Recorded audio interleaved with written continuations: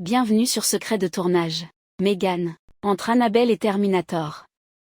Ce sont les producteurs du film, Michael Clear, Judson Scott et James Wan, qui ont eu l'idée d'un nouveau film de poupées tueuses dans les bureaux de leur maison de production Atomic Monster.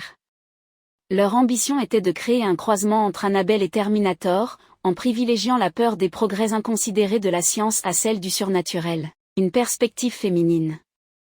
James Wan a fait appel à la scénariste Akela Cooper, avec laquelle il avait déjà collaboré sur Malignan, et qu'il retrouvera sur La Nonne 2 en 2023. Quand j'ai produit Annabelle, j'ai compris que les filles l'adoraient, or c'est un public qui est très difficile à atteindre dans le genre de film que nous faisons, mais qui nous importe énormément. Nous avons donc voulu privilégier une énergie et une perspective féminine pour faire ce film.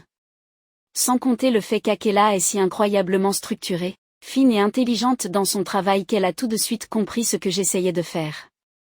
Elle n'a absolument pas peur de pousser les choses à un degré qui pourrait sembler ridicule ou exagéré à certains. Elle comprend parfaitement le fait qu'il faut repousser les barrières de ce qui se fait en ce moment si on veut marquer les esprits. En tant qu'Afro-américaine, elle est souvent sollicitée pour des films qui s'adressent à sa communauté.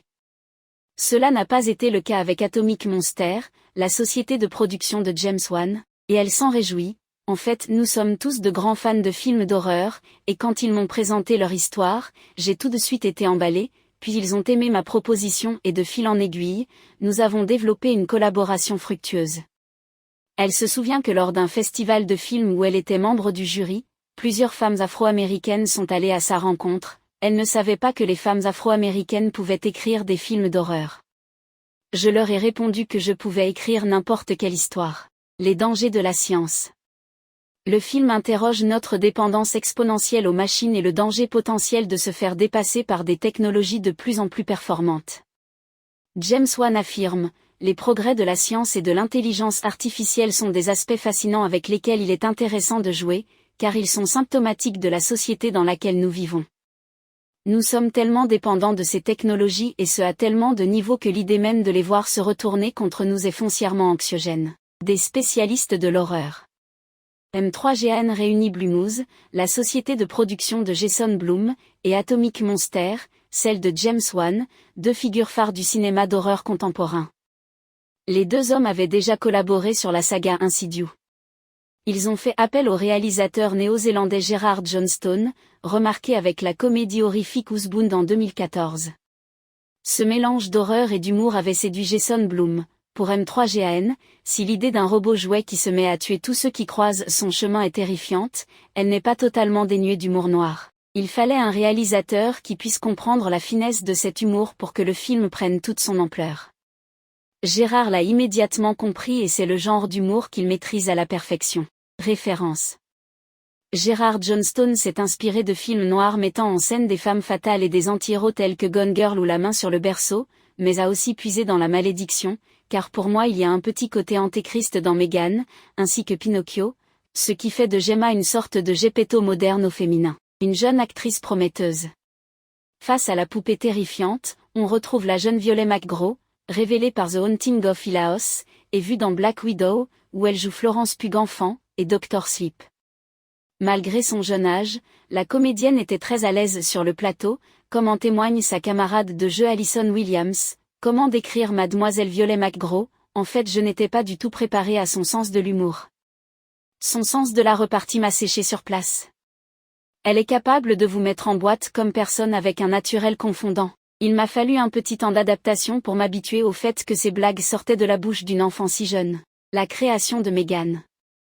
Pour créer le modèle 3 génératif Android Megan en abrégé, il a fallu mobiliser plusieurs équipes de différentes branches de la production, à savoir, un acteur, des effets spéciaux, des animatroniques et des poupées.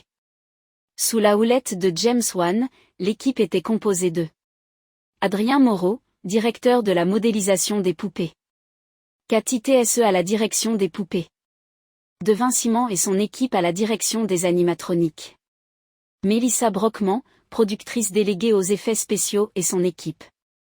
Thaley Cyrel, directrice des effets spéciaux pour Weta Workshop. Rita Maxime, responsable des effets spéciaux et son équipe. Isaac Hamon, directeur de la coordination des cascades et son équipe. Stéphane Knight, directeur de la création des maquillages et cheveux et son équipe. Luke Hawker et Jed Brophy, coach en mouvement. Kylie Norris, professeur de danse. Amy Donald, jeune danseuse et interprète de Megan, une poupée plus vraie que nature. Gerard Johnstone tenait à ce que M3GAN soit visuellement déstabilisante. Il voulait qu'on se demande sans cesse si elle était jouée par une vraie personne. Il a eu l'idée d'engager une actrice pour incarner la poupée dans les plans un peu plus longs ou plus larges. Mais il a été très difficile de trouver une enfant capable de bouger comme un robot, danser, se battre, le tout en apprenant 4 à 5 pages de dialogue par jour. Miranda Rivers, la directrice de casting, a déniché la perle rare en la personne d'Amy Donald, dont il s'agissait de la première expérience au cinéma. Il fallait à tout prix que l'animatronique et la comédienne soient raccords. Une équipe de 7 personnes était chargée des expressions du visage et des dialogues de l'animatronique. Dans les plans plus larges, Amy portait une prothèse faciale qui était ensuite animée en numérique. Mais pour la plupart des gros plans ils ont voulu privilégier l'animatronique fabriqué par la compagnie Morrow. Tournage. Si Megan se déroule à Seattle, dans l'État de Washington, le film a été tourné à Montréal, au Canada, ainsi que dans les environs d'Auckland, en Nouvelle-Zélande. Encore merci d'avoir regardé cette vidéo. Ça me touche vraiment, car ça me prend pas mal de temps à faire.